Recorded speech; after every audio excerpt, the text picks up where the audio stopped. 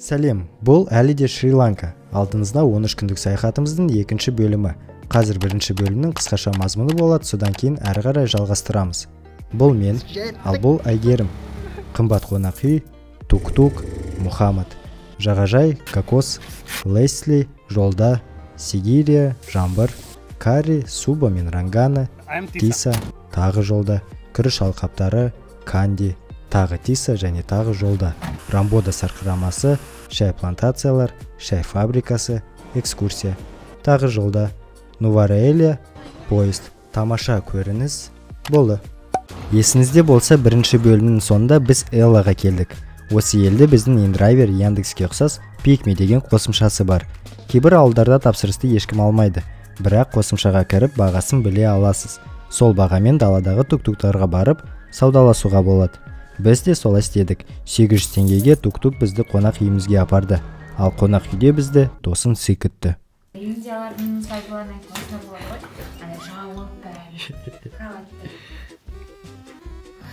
Қалай кешегі отельден контраст бар ма? Элладағы біздің отеліміз. Я думала, хотя бы окно открою. Подожди.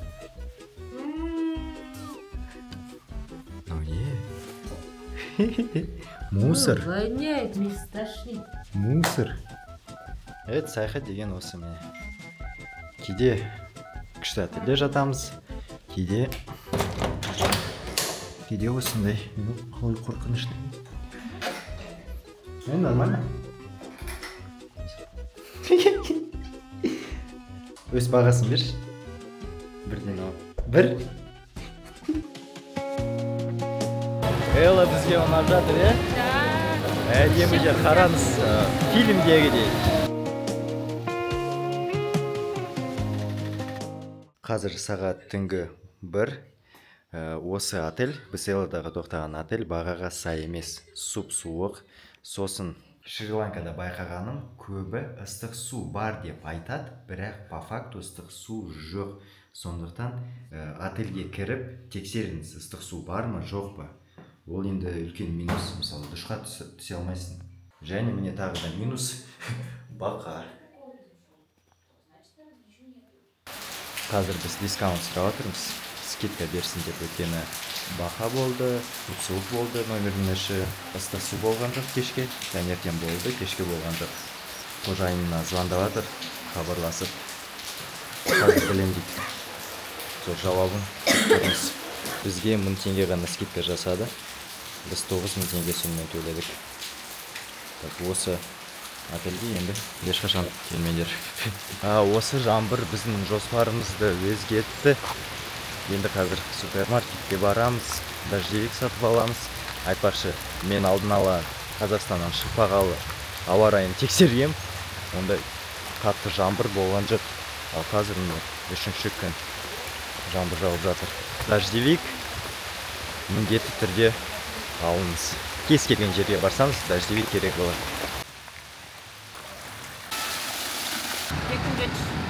2700 теңге бір дождевик алдық біз.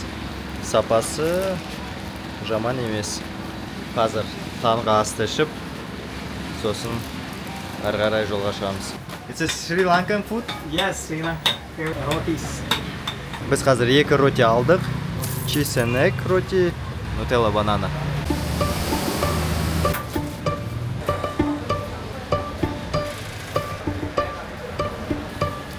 Cheese and egg.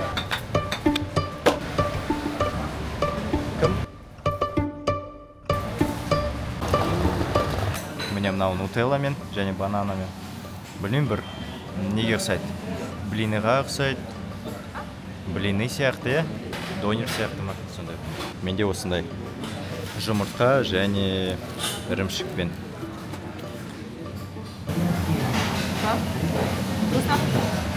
Әйгерімдікі енді күшті. Нутелла, банан. Бүгін қаңтардың 19-ы. Шри-Ланкада UFC қаратсын ғой. Не попробуй? Ислам Махачев пен Майкана. Негізі Арман Сарбекян шығу керек еді, бірақ ол соңғы сағат әлі соңғы күнде Я на видео снимаю, да? Травма алып шыға алмадық. Осы Эла қаласында пикми істемейді, және таксиді сіз осылай даладан тауып бара аласыз кез келген жерге. Мысалы біз қазір көпірге бара жатырмыз. Бағасы 3500 рупия, ол 6000 теңгедей. Ол бізді апарып тастайды, және бізді 30-1 сағат күтеді.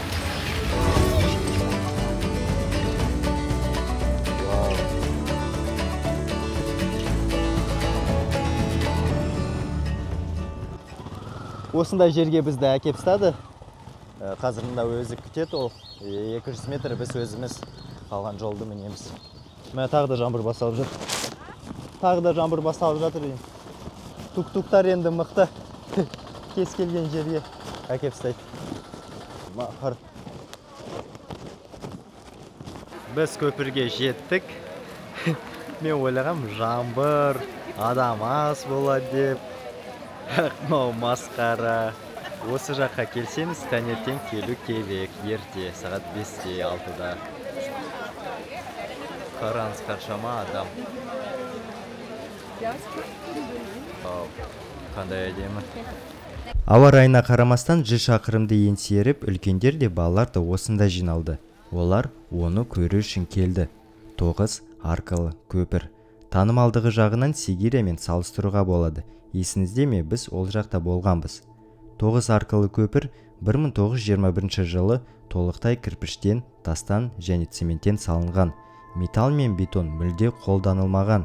Көпір әлі күнге дейін жұмыс істейді, күніне 10 рет поезд өтеді.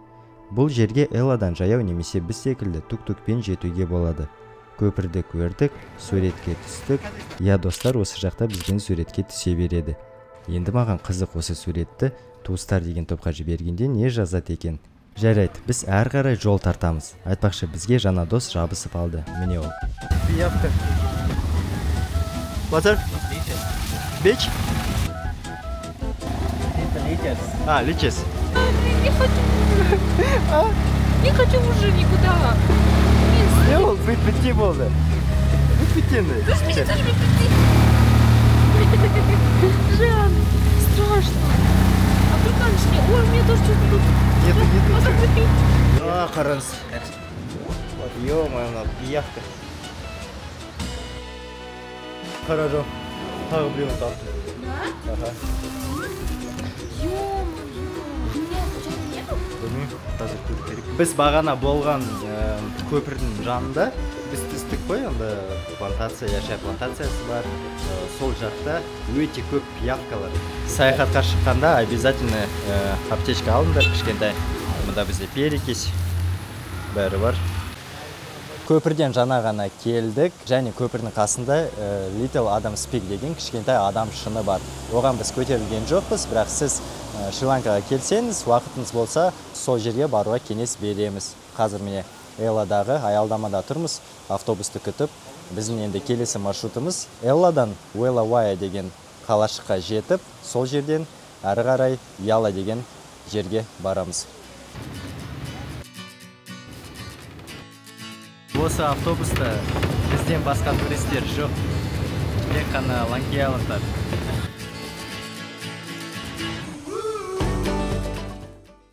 Уэлаваядағы супермаркетке кірдік.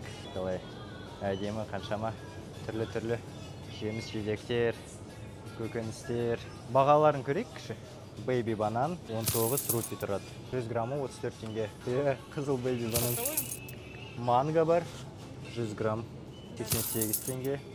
Мынау баклажан екен, Шри-Ланканың баклажаны. Каравила тумба дейді. Осындай бар. Папайя 12 рупи. Вау. Wood apple. Мини арбузиктар бар. Мынау 24 рупи дейді. Қараңыз балықтар.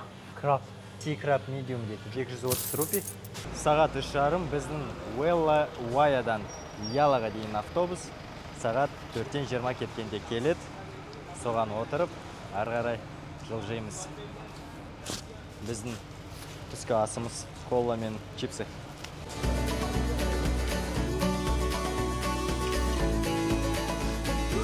Maharamu Piana. Yeah, that's We don't listen.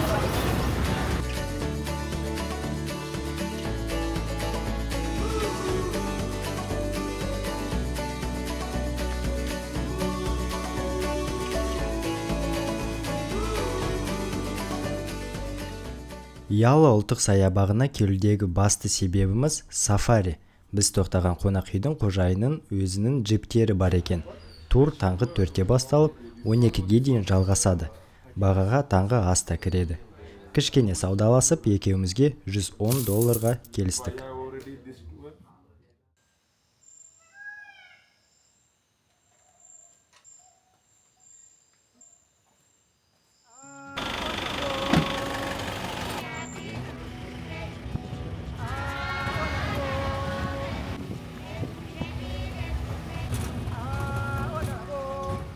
Сағат таңғы 5 біз Яла ұлттық паркіне кірдік. Сафариміз басталды.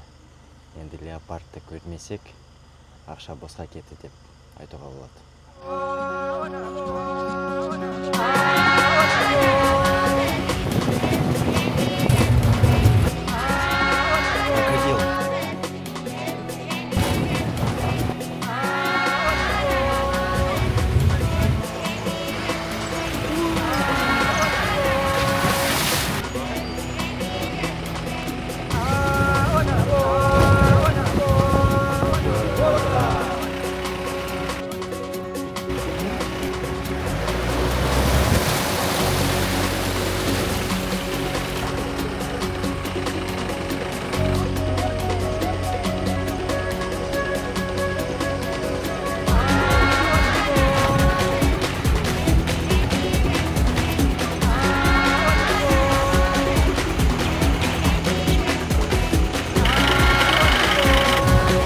Bir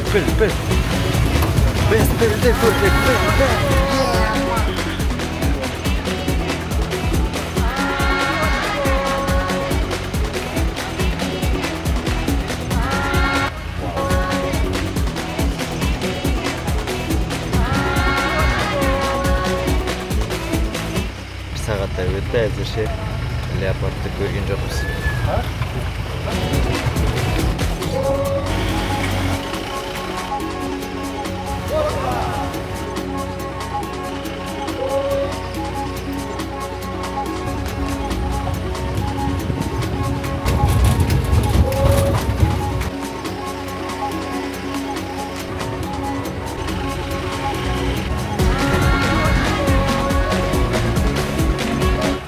Жостқа шаршадық. Әне артында Әйгерім ұйқысы келіп. Осы нәрсені негізі түсіндім, тамаша бизнес. Ойлаңызшы, әр адамнан $50 кем дегенде. Таңғы 5-тен бастап, жай ғана былай паркты аралап жүреді. Пілді көрсек, керемет, бірақ пілді біз солтүстікте, Сибирияда да жабайы пілдерді көруге болушы еді. Леопардты біз әлі көрген жоқпыз. Бізде әлі 1 сағаттай бар уақыт. Бірақ менің ойымша біз көрмейтін шығармыз оны. Жануар өте аз паркте. Барардың алдында 1000 рет ойланып көріңіз. Мен жеке сафари турды алуға кеңес бермеймін. Бізге екеумізге $110 шықты. $110-ға не істеуге болады тағы да? Мысалы, Мерисаға немесе басқа бір жағажайға барып, 2 күнге отель алуға, оған тамақ кіреді, сосын бір спаға баруға болушы еді. В общем, сафари так себе. Sambal,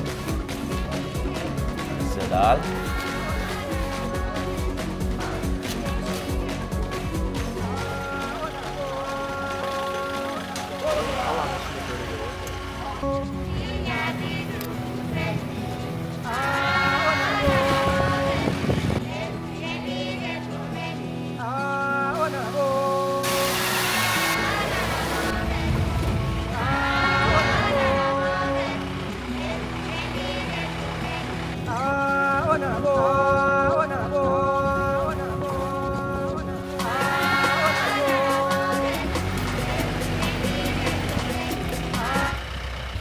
Біз батып қалдық. Прям жақсысын алып кер.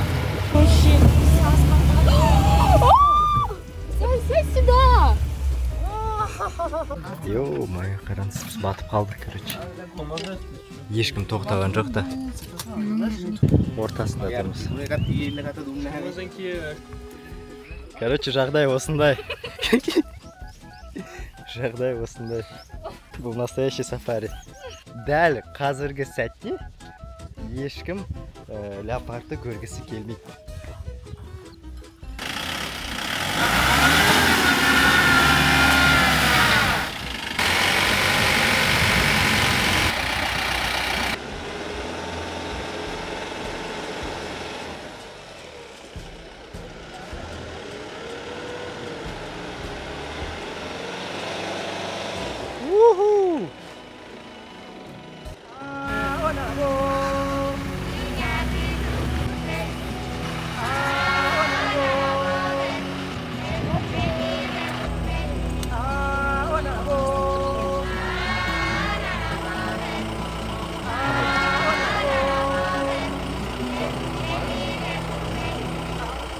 Парктен жаңа ғана шықтық, және мен айтқандай, леопарды біз көрген жоқпыз.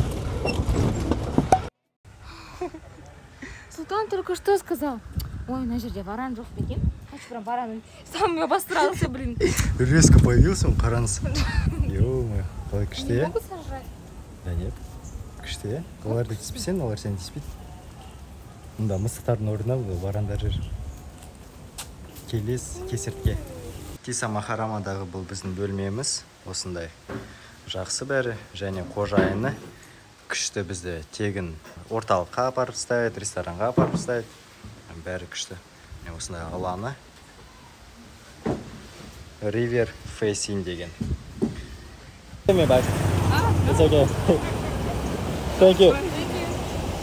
It's getting dirty. Yeah, it's okay. It's okay. Okay. Мынау ең жақсы отельдің қожайыны біз кездестірген, да? Деньги? Еще крутой. Yeah.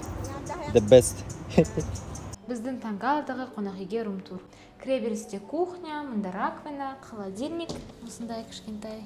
Үлкен ванна, туалет, душ, кең бөлме, Wi-Fi, кондер және үлкен балкон.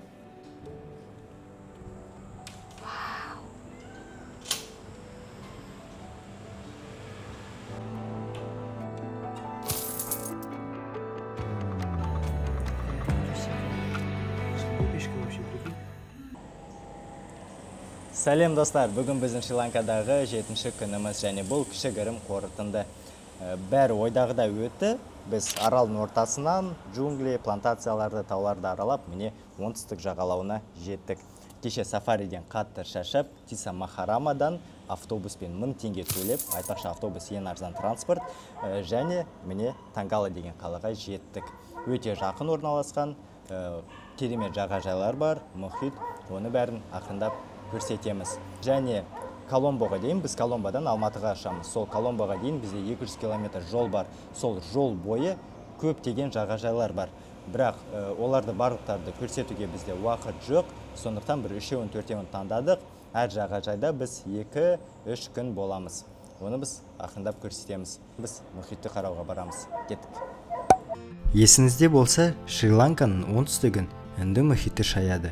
Біреу үшін ол жай мұхит болса, екіншісіне арман. Әйгерімге 2022 жылы алғашқы рет Ақтауға барып, Каспий теңізін көрсеттім.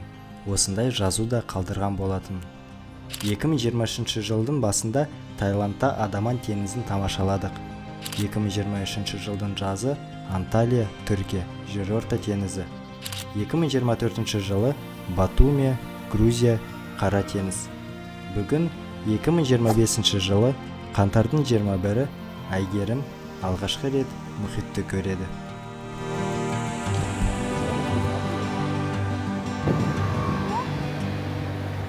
Давай.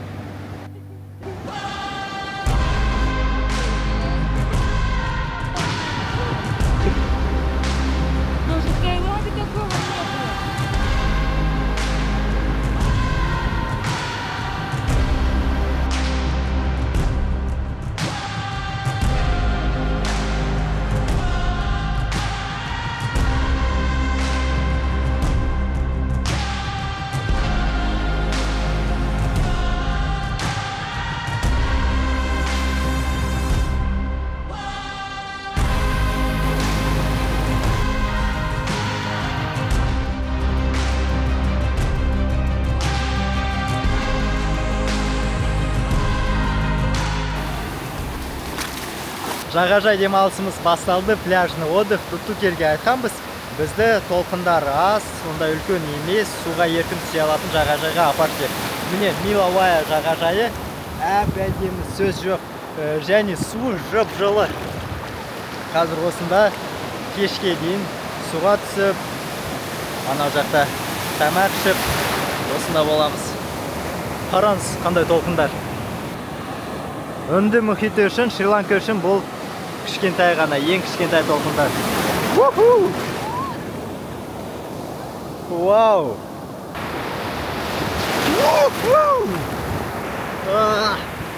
Өмір тамаша!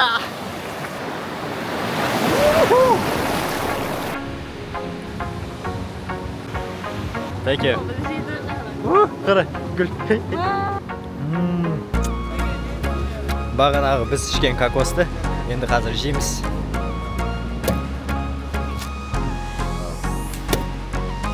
And we can just eat, yeah? Üstece.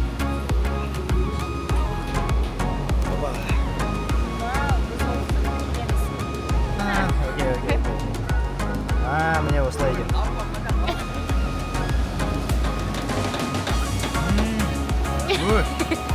Вау. Күшті. Қараңыз. Сенің ашқарақ досың. Маған берсейші. Күшті вообще.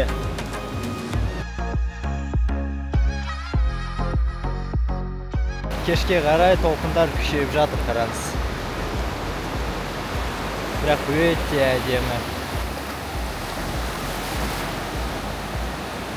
Бағана дронмен ұшқанда, осы ресторанның қожайыны дронды көріп, менен сұрап отыр, мүмкін сен маған осы видеоларды жібересің деп, мен қазір оған бір күшті видео істеп тастадым, 40 секундтық. Ресторанды жаңа ғана ашқан екен. Қазір соған көрсетем, көрейік реакциясын. You can see the video. Wow.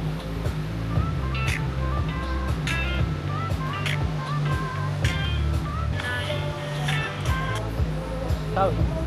Super. I will send you. It's cool. Thank you so much. Okay, you're welcome. Super good. I'm so happy. You're welcome. О, қара. Бізге бағанағы видео үшін комплимент жасады. Сана деген жігіт. Сізге де жұғысты болсын, достар. Біз осы отельге келгенде, бірінші күні бізде кондиционерсін алған. Сосын олар кешірім сұрап, мүмкін сізді басқа номерге ауыстырайық деген, біз сайттық жоқ, керек жоқ, осы номерде қаламыз, бірақ бізге мүмкін түскі асқа жақсы баға бересіз деп сұрағанбыз. Олар айтты, все, түскі ас тегін болады деп. Енді міне біз қазір түскі асымызды ішіп, жолға шығамыз. Келесі біздің точкамыз, ол Мериса. Кеттік.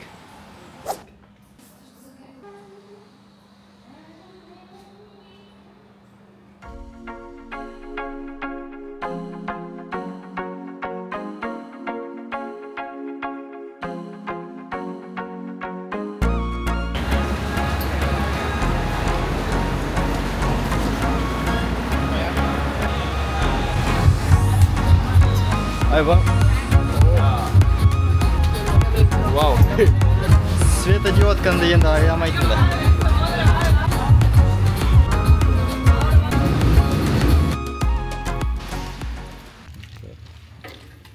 Біз Тангаладан Мерисаға 1 сағатта жеттік, автобуспен өте тез.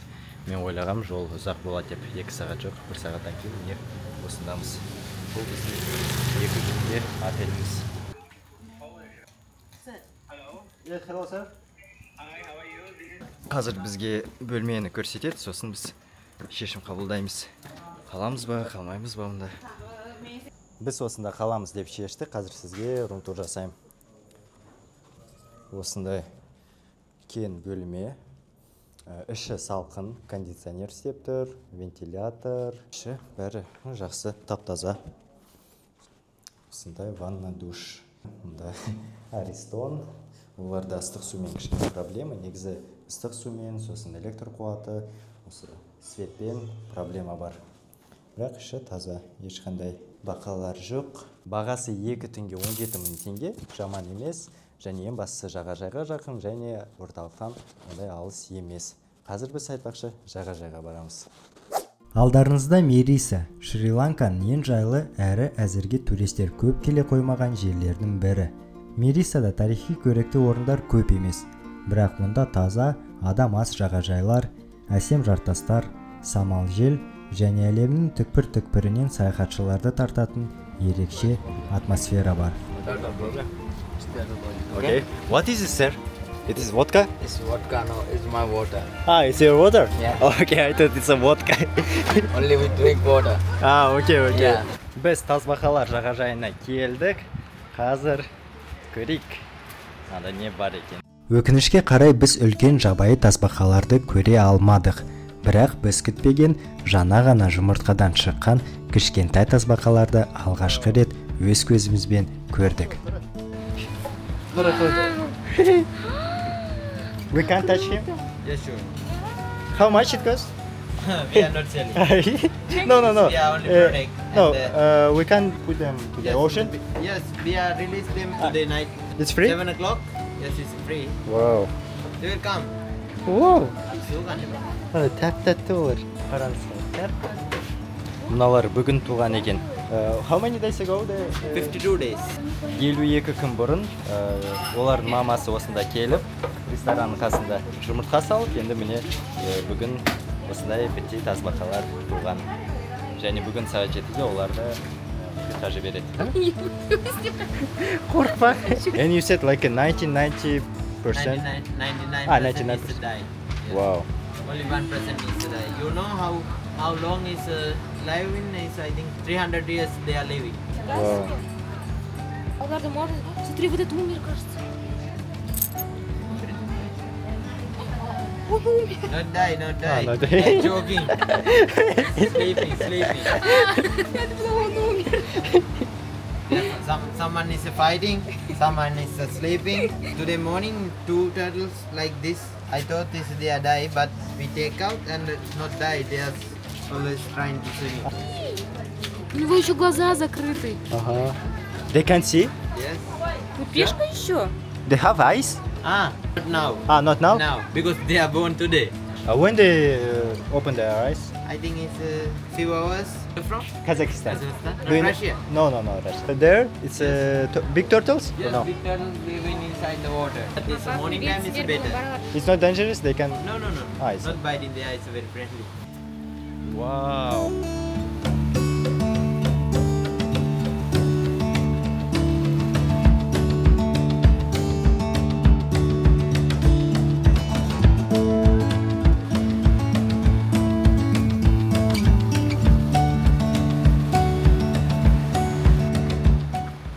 Анау Тасбақа жағажайынан оң жақта осында бір әдемі жер бар.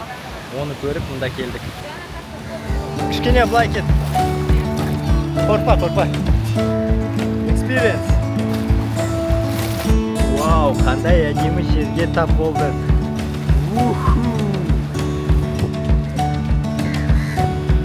О, ит.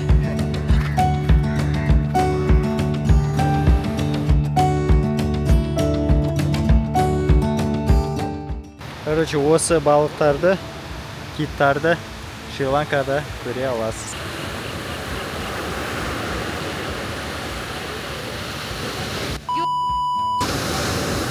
Мерисаның жағажайы топчик. Бірақ толқындар енді үлкен, но суы жып-жылы. Мен негізі тоңғақпын.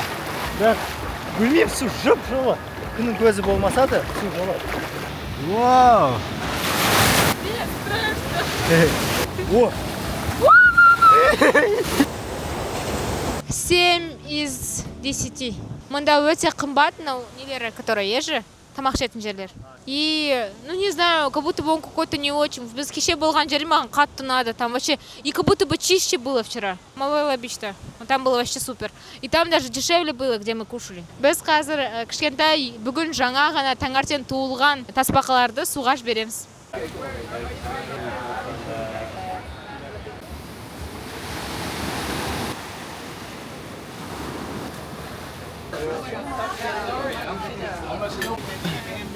Мында дайындық болып жатыр. Қазір әдейі тасбақаларды жіберу үшін жол істеп жатыр. Осында адамдар кірмесін деп.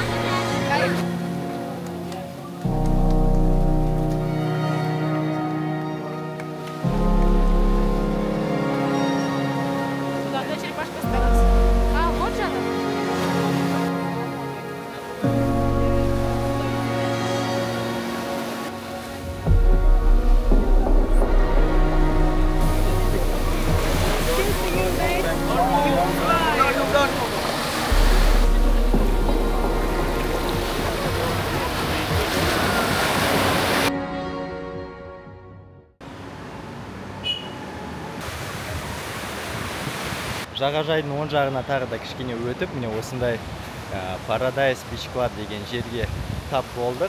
Және ең күштісі 1800 теңге бір адамға төледік. Бассейн ішіне кіреді, шезлонг, орамал береді. Күшті жер. Осы жақта бассейн, ал осы жақта мұхит.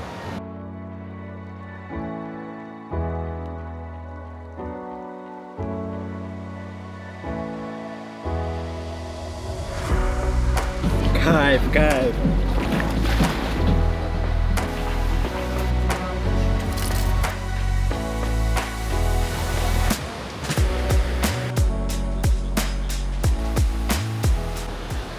Біз серфингге әлі жеткен жоқпыз, бірақ осы нәрсені қазір аламыз. How much this one? 500 rupees, 1 hour. Give me this two for 1 hour. Все, кеттік!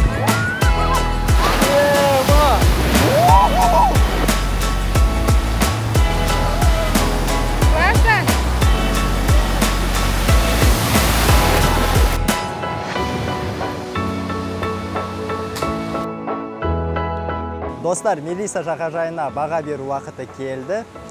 Біз осында 2 күнбіз, және бізге бәрі ұнады. Суы тап-таза, толқындар сәл үлкендеу, бірақ суға түсуге болады. Сосын мұнда ресторандар бар, онда кішкене бағалары қымбаттау, бірақ жолдан ары қарай өтсеңіз, арзандау тамақтануға болады. Мен өзімнің бағасын берейін, 10-нан 8 деген баға қоям осы жағажайға, келуге кеңес береміз. Шри-Ланканың картасы. Біз міне Насигирияда болдық, Кандида болдық, Элада болдық. Қараңыз, магнитиктер осындай тук-тукпен. Тук-туктар бар, ағаштан жасалған. Бұл енді өзіңіз білесіз не екен. Көз тимесін деп, міне осындай бар. Жасылы бар. Открывашка или что? Неше түрлері бар.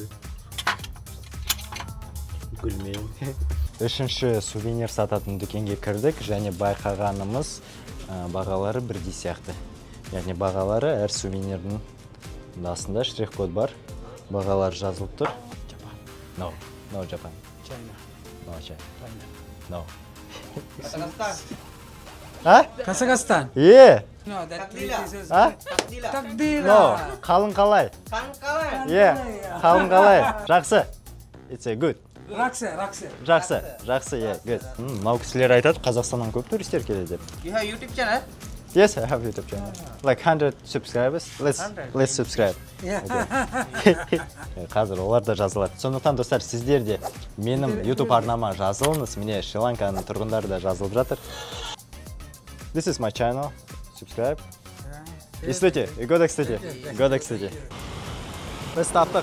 Біз таптық, міне осындай бізге керек еді. Қараңыз, бейби бананчиктер бар. Сосын авокадо бар. Манго. Қара. Қазір бәрін бір-бірден аламыз да, сосын дәмін көреміз.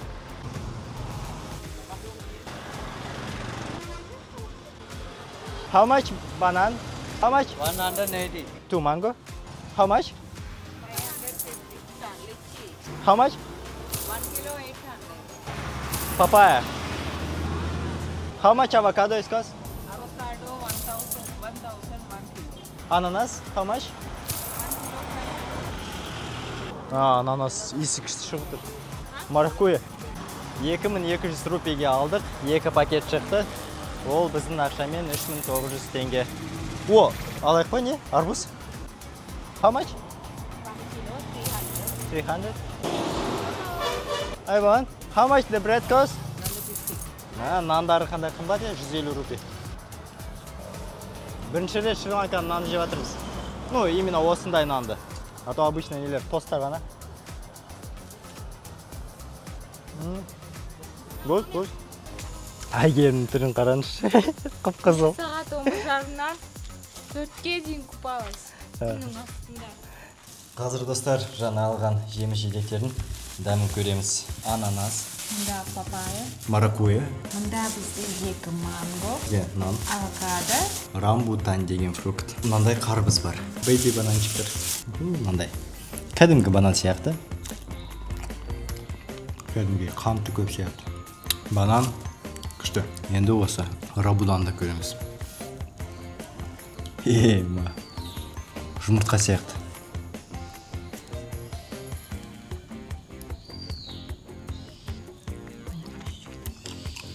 Прикольно. Рабуданның дәмі түсініксіз. Келесі бізде мынандай фрукт. Ол маракуйя. Маракуйя.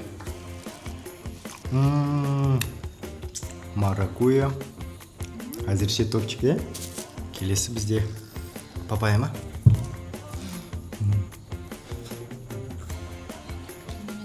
Вау, бұл ең әдемі және ең сексуальный фрукт сияқты. Қандай күшті. Қалай? Күшті. Папайя күшті. Ондай. Как морковка. Только чуть слаще. Мангоға ұқсайды.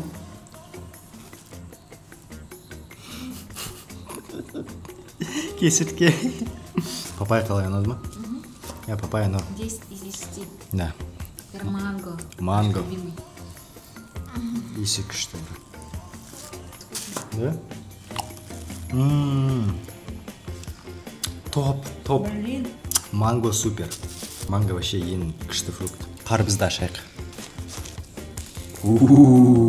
Сочный, қарбыз.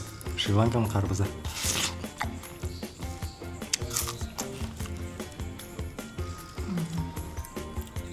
Бұл негізі біздің екінші қарбызымыз. Біз ойлағанбыз, одан біріншісін жегенде мүмкін ол жай ғана піспеген болған шығар деп. Бірақ олардың дәмінде бір дәмі неге ұқсас? Бір дәріге, йодқа ма сондай бір неге? На йод. Йодқа ұқсайды. Қарбыз фигня. Енді ананас.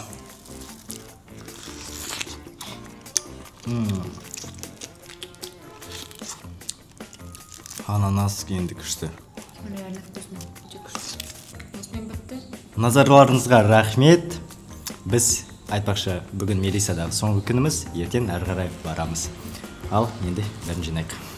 Sri Lankans normally eat rice and curry for 3 times, breakfast, lunch and dinner. Сендер жазылмайсыңдар, міне осылай ақырында. Шри-Ланкадан өзіме подписчиктерді жиналып жатырмын. I'm just beginner. Oh, it's okay. We were in Georgia. I'm helping you. Thank you.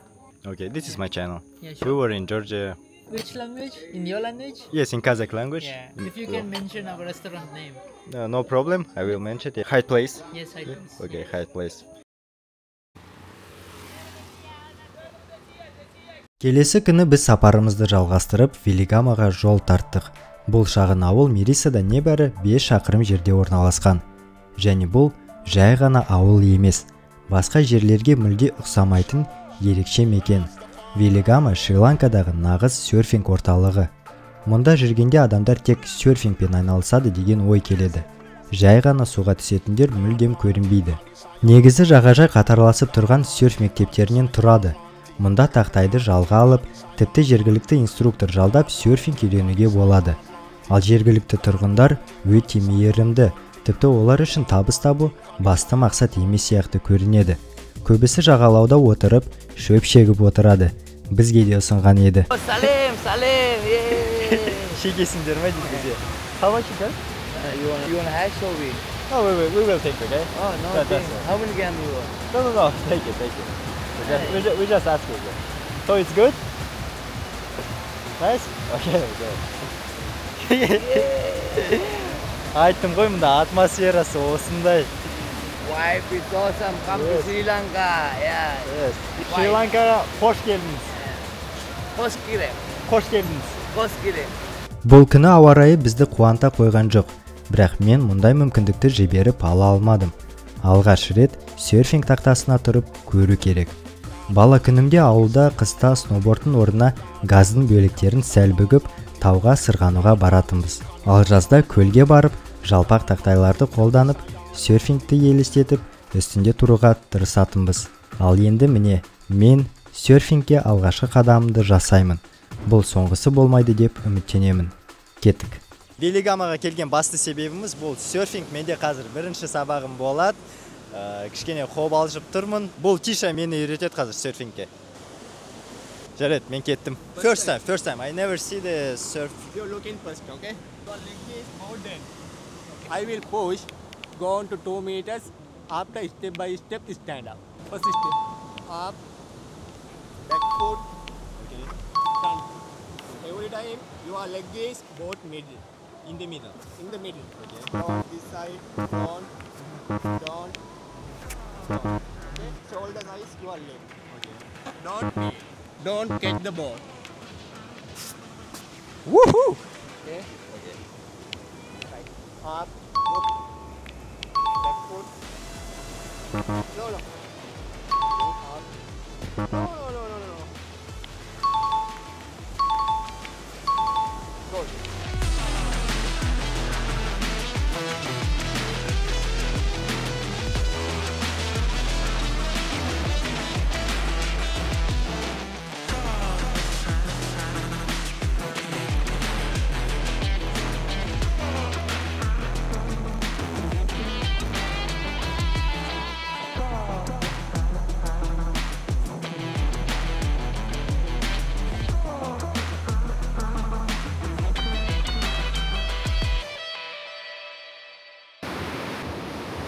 Чё, как? Вау, күшті. Асы? Тамаша, иә. Бірақ шаршадым. Серфингпен айналысу үшін көп күш керек. Сондықтан білмеймін, мен ойлағам 2 сағатқа алайын деп. Жоқ, 1 сағат ол жеткілікті. Қатты шаршадым. Суға тасу, сосын қайтадан құлайсың. Сосын сумен жүргенде өте қиын жүру. Бұл софтборд, яғни жұмсақ борд. Ол бірінші және 2 классқа арналған. Яғни осындай кішкентай толқындар үшін. Осындай жіңішке бордтар, олар үлкен толқындар үшін, яғни 3 класс үшін. Тиша керемет сабақ өткізді. For first time, how it was? First time is good. First time you are good. Good? Yeah, okay. Күшті дейді. Thank you.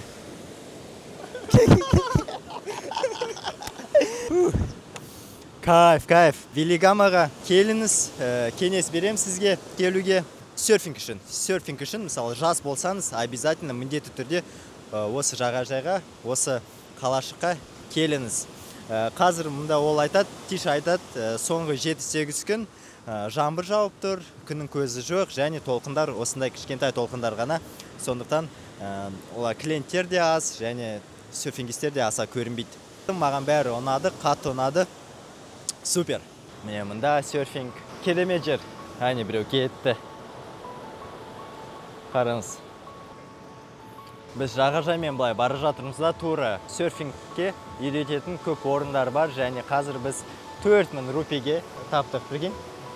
4000 рупи және 90 минут. Бағана біз 5000 рупиге 1 сағатқа алдық. Сондықтан асықпаңыз, бір жағынан, көбі мұнда ішіп алған, жастар шегіп алған, көрініп тұр, мұнда вайбы кішкене басқаша. Кеше Мерисада болғанда анда туристер көп, сосын үлкендер көп, мұнда көбі 90-95% жастар. Қараңыз, рак отшельник. Мен оны іздегем. Күшті, рак отшельник, де? Қаражам.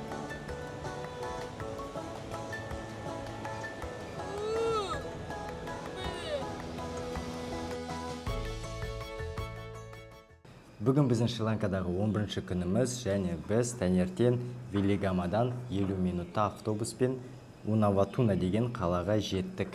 Унаватунада біз 3 күн боламыз, және сосын қайтадан Қазақстанға кетеміз. Сәлем достар, Унаватунадағы біздің соңғы отелімізге кішігірім шолу. Қараңыз, осындай кең бөлме, қос төсек, king size, Wi-Fi тегін бар, осындай бір әдемі картина, мұнда ванна. Негізі бүкіл ванналар оларда бір стильде жасалған. Қараңыз, мұнда унитаз, сосын душ, ешқандай не разделениясы жоқ. Ыстық суы бар, яғни Аристон. Және ең бастысы ол жағажайға жақын, және орталыққа да жақын. Қараңыз, осындай комплимент еще бар.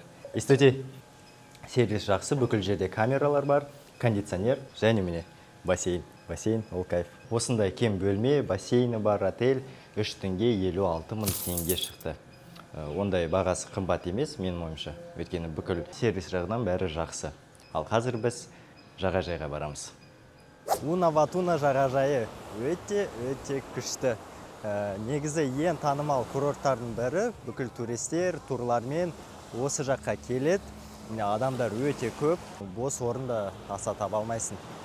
Бірақ құмы жақсы, таптаза, суы мөлдір, әдемі, және ондай толқындар жоқ. Осында балалармен бірге келіп, отбасымен бірге келіп, демалуға болады. Бізге әзірше бәрі ұнап тұр. Сосын ресторандар, шезлонг, бәрі бар.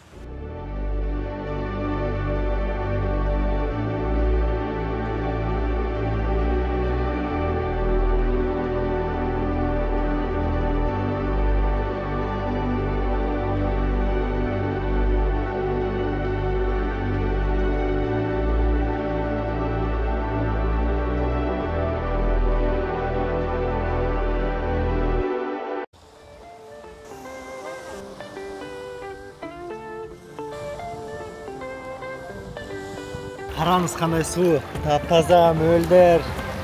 Және бүгін күн сондай салқын, бірақ оған қарамастан суы жып-жылы. Және осылай жағажайдан бір 5 метр өтесіз де, сосын терең болады. Сізге қалай? Күшті. Маған да қатты ұнап тұр.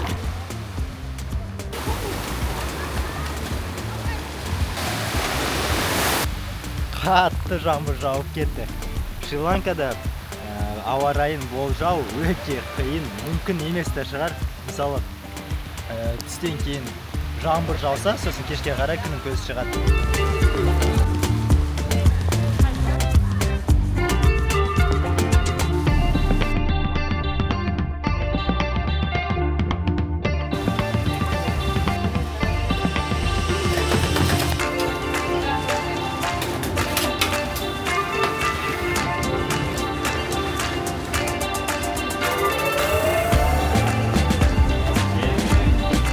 Күшті бе?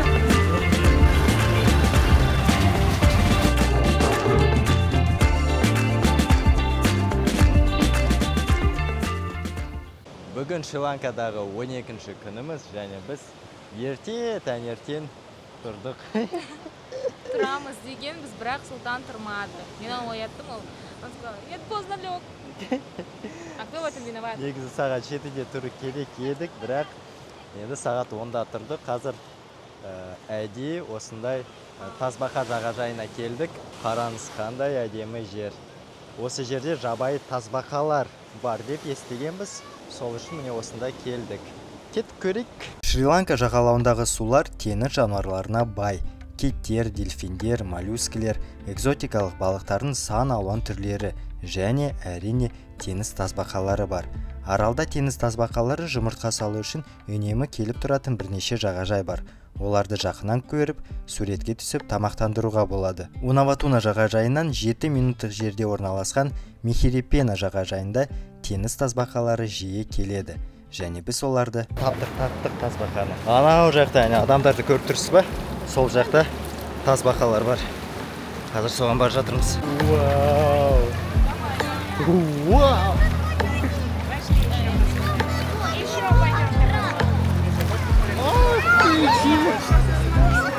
Вау!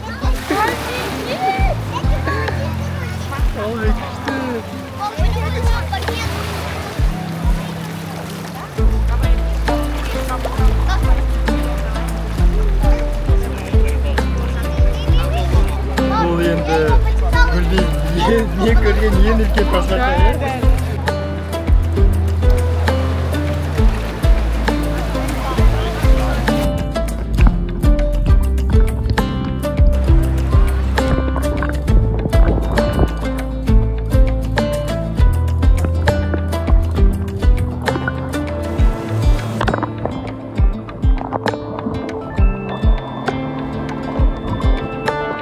Біреу,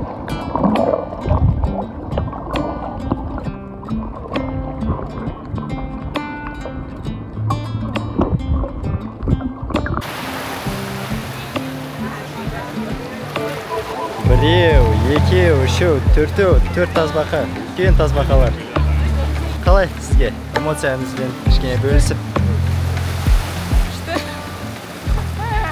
Я хочу кушать. Айтпақшы, біз сіздерге жергілікті тамақ туралы айтып, өз әсерлеріңізбен бөлісуді ұмытып кеттік.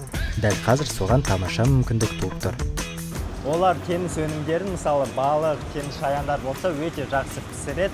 Ал ұлттық тағамдарға келсек, бізге жеке маған және Әйгерімге ұнаған жоқ.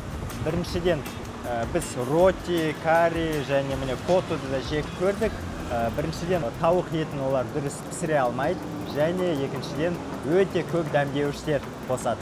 Мен мысалы мынау котаны бағана заказ бергем, жей алмадым, не осылай.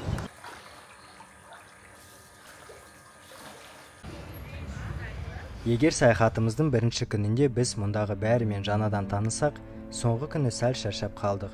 Сондықтан заттарымызды жинап, үйге қандай сувенир ала кетуге болатынын қарастыруға шықтық. Бірақ бізде небәрі 2 рюкзак болғандықтан көп зат сыймайды.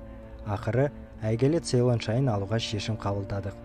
Үйде отырып, сол шайды ішіп, осы сапарымызды еске алатын боламыз. Әрине, соңғы рет жағажайға, мұхитқа соқпай кете алмадық. Бүгін Шри-Ланкадағы соңғы күніміз. Мысырды қатты сағынды. Мен де сағындым негізі. Бір жағынан Шри-Ланкада қалғымыз келеді, екінші жағынан үйімізді сағындық. Және Шри-Ланка, шын айтсақ, таң қалдырды бізді, және осы елде бір тұруға деген мақсат пайда болды. Яғни 3 ай, 4 ай келіп тұрып, бүкіл аралды аралап деген мақсат пайда болды. Маған ең қатты ұнаған ол ең біріншіден табиғаты, екіншіден адамдардың өзі, халқы өте мейірімді. Маған да. Маған да қатты ұнағаны. Тут, во-первых, очень добрые, хорошие люди, и нам очень хорошие люди попадались. Очень понравился пляж. И я бы очень хотела бы тут остаться, если бы не было бы всяких букашек. Всем пиз! Біздің саяхатымыз осымен аяқталды. Келесі елде көріскенше. Что, бірге? Иә. Келесі елде көріскенше. Айтпақшы, дұрысы Шри-Ланка болады. Шри-Ланка емес. Шри-Ланка. Шри-Ланка. Шри-Ланка. Иә достар, қоштасатын уақыт келді. Менің ойымша влогымыз жаман шыққан жоқ. Соңына дейін көргендеріңізге рахмет. Төменге пікір жазып кетіңіздер, келесі жолы қай елге баруыңыз керек деп ойлайсыз. Оқып шығу қызықты болады. Өздеріңізді саяхаттауды ұмытпаңыздар. Гюстав Флобер айтқандай, саяхаттаған сайын сен әлемнің қаншалықты үлкен екенін, ал өзіңнің қаншалықты кішкентай екеніңді түсінесің.